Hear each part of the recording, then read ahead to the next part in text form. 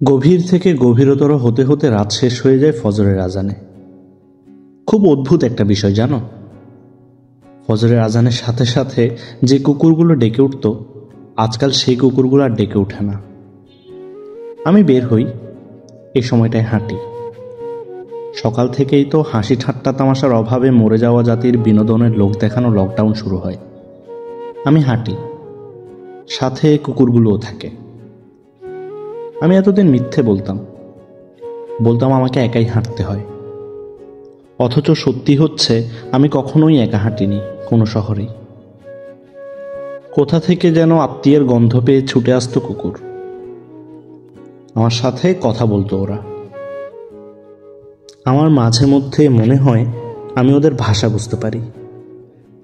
আমার ছেলেবেলার কথা মনে পড়তো, আমার বিস্কিট লোভের শৈশব।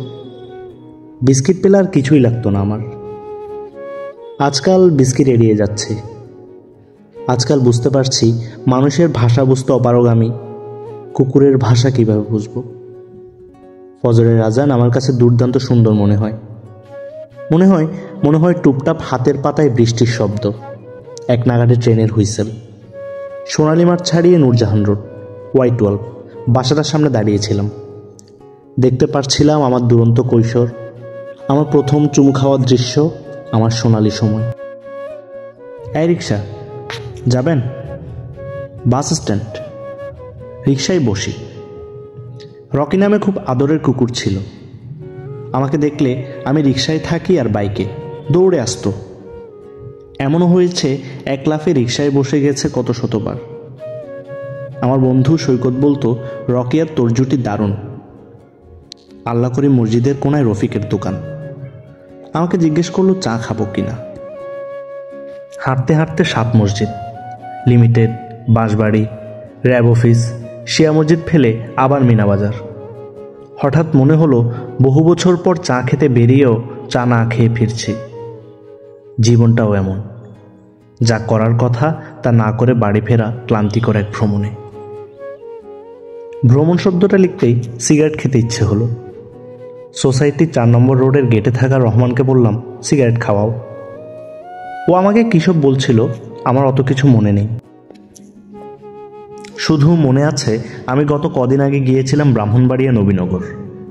ঢাকা থেকে নরসিংদী হয়ে ভৈরব, ওখানে কিশোর ব্রাদার্সের পার্থ ছিল। আড্ডা মেরে তারপর স্পিডবোটে করে নবীনগর, চিত্রাগ্রাম। বিল্লালের বাড়ি শ্বশুরবাড়ি দুটোই। ওখানেও বাচ্চাগুলো আপন করে নিয়েছিল।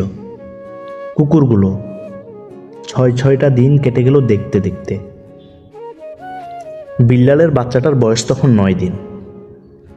আমাকে প্রথম দেখেই হেসে দিয়েছিল। আমি ভুলে গিয়েছিলাম অজস্র ক্লান্তিকর আঘাতের যন্ত্রণাক্লিষ্ট রক্তাক্ত পায়ে হেঁটে যাওয়া পথ। ফিরতি পথে কোথায় যাব? বাড়ি। বাস নরসিংদী পৌঁছাতেই নেমে পড়লাম। রাত ওখানেই এক অচেনা বাড়িতে। পরদিন কুমিল্লা, কিছুক্ষণের জন্য চট্টগ্রাম বিশ্ববিদ্যালয় হয়ে জিসি শিল্পকলা, দূর থেকে দেখা কবিদের আড্ডা, তারপর ফিরতি ট্রেন। এই যে এতটা পথ আমি হেঁটেছি, চিত্রাগ্রাম, মেঘনা নদী, তিতাস, এছাড়া আর কোথাও কোনো ছবি তুলিনি, কোনো কবিকে জানাইনি।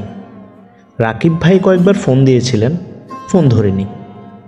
আমি মানুষ থেকে দূরে যেতে চেয়েছি, নিঃশ্বাস নিতে চেয়েছি। মানুষ গলায় আটকে যাচ্ছিল। আর্জেন্টিনার খেলাও দেখছিলাম না। আসলে একা মানুষ কথা বলবার সুযোগ পেলে হড়বড় করে বলতে থাকে কথা, খেয়াল থাকে না কোথা থেকে কোথায় যায়। মসজিদের সামনে ঘুমাতে থাকা কুকুরটার প্রতি আমার ভীষণ হিংসা হয়। একটু মাথা উঁচু, তাকিয়ে আবার ঘুম। আমি 6 নাম্বারের শেষে তালা মেরে দেয়া গেটের সামনে। সুবাহান গেট খুলতে খুলতে বলে, মামা একটা কবিতা শোনাইবেন? ওই যে ওইটা। আমি বলি, সিগারেট দাও। দিতেই ধরিয়ে বলি, কবিতা না, একটা কথা কই শোনো। সুবহান, ঘর শালার পুতে কোনোদিন বাড়ি ফিরে নেই। তয় তুমি ডিউটি শেষে বাড়ি ফিরো, কিন্তু তোমার মাইয়াটা সকাল হইলেই অপেক্ষায় থাকে তোমার। সুবহান হাসা কয়, মামা লাইনটা জব্বর, পছন্দ হয়েছে। আমি পেছনে ফেলে আসি রক্তাক্ত কবিতার লাইন। ঘর ঘর বাড়ি ফিরেনি কখনোই, কোনো দিনও। শুধু আবছা আলোয় নাচতে থাকে ছেনাল জীবন। ঘর ঘর বাড়ি ফিরেনি। খুলে যায় আয়ুষ জানালা, উড়ে যায় পাখি, ফজরের নামাজে শেষ হয়ে আসে। আমি সিঁড়ি বেয়ে 1 তলা 2 তলা 3 তলা, গেট খুলে ভিতরে ড্রয়িং রুম পেছনে, আম্মার রুম ডানে, বাঁয়ে নামাজের ঘর পেরিয়ে আমার ঘর। ঢোকার আগে আম্মা বলতেছে, ঘর বাড়ি ফিরবে কি? আমি হাসি। জানি জানি এটা আমার ভ্রম। জানি আম্মার জায়নামাজ ভিজে যায়। আম্মাকে বলতে পারি না, ফেরা হয় না। ফ্যান ছেড়ে ঘুমিয়ে পড়ি। সামনে আরেকটা ক্লান্তিকর দিন। আমার নওশিনকে মনে পড়ে, কেন জানি না, তবে তবে গভীর থেকে বোবা আর্তনাদ, শামসুন্নাহার হল। আমার আমাকে মনে পড়ে না। কি আশ্চর্য জীবন!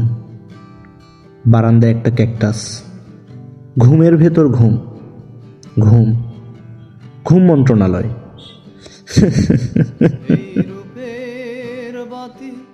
রূপের তাস ভেঙে পড়া রাতে ধেয়ে যায় নিঃশ্বাস।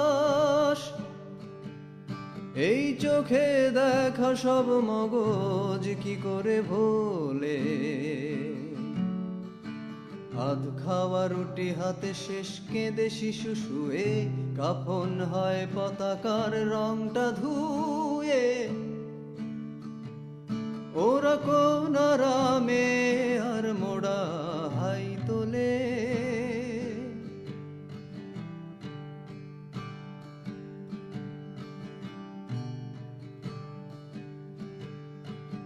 চির ধরা লাঠি বলে উঠে দাঁড়া সাবধানে, কপালের রগ জানে ক্ষোভের নদীর গান। গাও ছায়া দাও গো জলপাই বনের ক্ষত। বৃদ্ধ পিতার চুলের চেয়ে সাদা, নিভে যাওয়া মুখ মুক্তি কপত সাদা। অমন দীপ্তির ভারে মোম চুপ করে অগোচরে যায় গলে। আমার গিটারের দিনে বল কোন ঋণে বুকটা ধরে আসে। ডুবুরি অশনির ভার নিতে মোহনায় ঘূর্ণিতে কাগজের নৌকায় ভাসে।